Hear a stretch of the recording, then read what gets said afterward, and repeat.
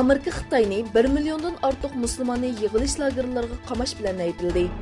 Amerika Mudofaa Ministrligi Osiyo Tinch okean ishlari mas'uli Randall Shiverning axborot e'lon qilish yig'inida qilgan so'zlari Amerikaning hozirgacha Xitoyni Uighur va boshqa musulmonlarga qaratgan bostirishlarni eng qattiq bir shaklda tanqid qilishi deb qaraldi. U Xitoyning harbiy kuchini qo'llanish orqali Uighur va boshqa musulmonlarni yig'ilish lagerlariga qamaganligini aytdi va lagerdagi kishilar sonining 3 millionga yetishi mumkinligi bildirildi. Xitoy doiralarining xalqaro tanqidlashlarga uchrashiga sabab bo'lgan yig'ilish lagerlari haqida yangi uchurlar o'tirg'a chiqmoqda. Erkin Osiyo radiosining bir xabarda Sharqi Turkistondagi insoniyatga qarshi jazo lagerlaridan qutulib, Qozog'istondagi oilasi bilan jam bo'lgan Gulzira Avulxon chet eldan tekshirish o'miga kelgan chaqlarda lagerdagi hamma kishining chechining bo'yildiganligini bildirdi.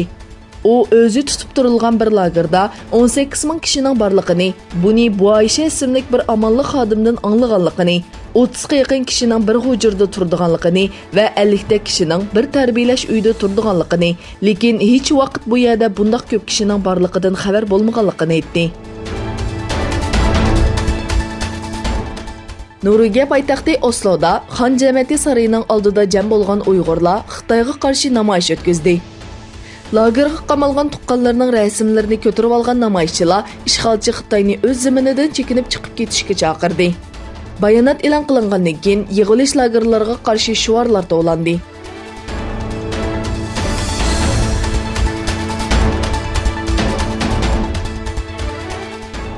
Amerika, Koreya va Rossiya bilan pat-pat tinchlik sadolari chiqarib turgan va yuqori darajalik uchrashuvlarga qatnashgan Shimoliy Koreya yadro savdosidan voz kechmadi. Trump, Moon Jae-in va Putin bilan uchrashgan Kim Jong-unning har uchrashishdan keyin bir yadro siniqi ilib berishi diqqat tortdi. Yaqinda taqi Putin bilan ko'rishgan Kim Jong-un Koreya yarim orolining sharqiy qirg'oqlariga qisqa manzillik boshqarilgan bomba qo'yib berishi orqali vaziyatni qalaymiqlashtirdi. Pyongyang doiralari o'tgan oyda bayonot e'lon qilib, yangi bir taktikali qurol yasab chiqqanligini va sinov qilganligini bildirgan edi. Iroq doiralari Suriyada Daeshga qarshi maxfiy harakat elib borganligini, Daesh kattavishi Bag'dodning harakat asnosida qochib ketganligini bildirdi. Harakatning Suriyaning qaysi rayonida elib berilganligi haqida ma'lumot berilmadi va tafsilotlarning keyincha e'lon qilinganligi aytildi. Uighur do'ppi bayrami dunyoning har qaysi joylarida tabriklanmoqda. Dunyoning madaniyat beshiklardan bo'lgan Sharqi Turkistondagi qadimiy madaniyatlardan biri bo'lgan do'ppiga atalgan bu bayramni Sharqi Turkistonda tabriklash imkoniyati qolmagan bir ahvolda dunyoning har qaysi joylaridagi Uyg'urlar bu bayramni tabriklash uchun turli faoliyatlar o'tkazmoqda.